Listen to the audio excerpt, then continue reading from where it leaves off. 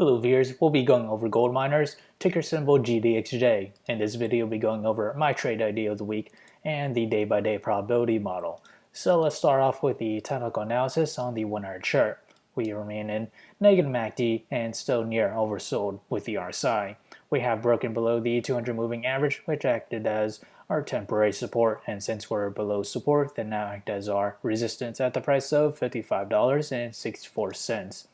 As we extend out to the 4-hour chart, we are about to approach to negative MACD territory, and we're off of overbought conditions with the RSI.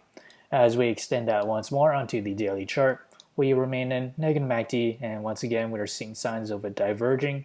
And as for the trade idea of the week, what we have here is my position size will be less than 1% of my portfolio, and my long entry will be at $54.32, which is this range right here, and that coincide with resistance in the past that dated back to July 13th, and since we're above resistance, that now act as the support. And for sell target, that's $56.63, and stop loss is at $53.72. On the other hand, if I were to open a short entry, my entry will be at $57.70, and that is this range there.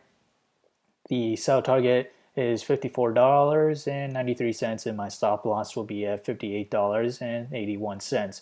So whichever entry price were to hit first, that will be my position of the week. And how did I develop these trade ideas? It all comes from the day-by-day probability model, which is available in the link below, so do check it out.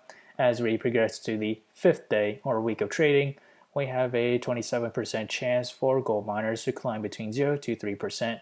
Further extreme case, a 9% chance to climb between 3% to 6%. As for the downside, we have a 45% chance for it to fall between 0 to negative 3%, and further extreme case to the downside, an 18% chance to fall between negative 3% to negative 6%. So if you enjoyed this content, feel free to like, comment, subscribe, and thank you for watching.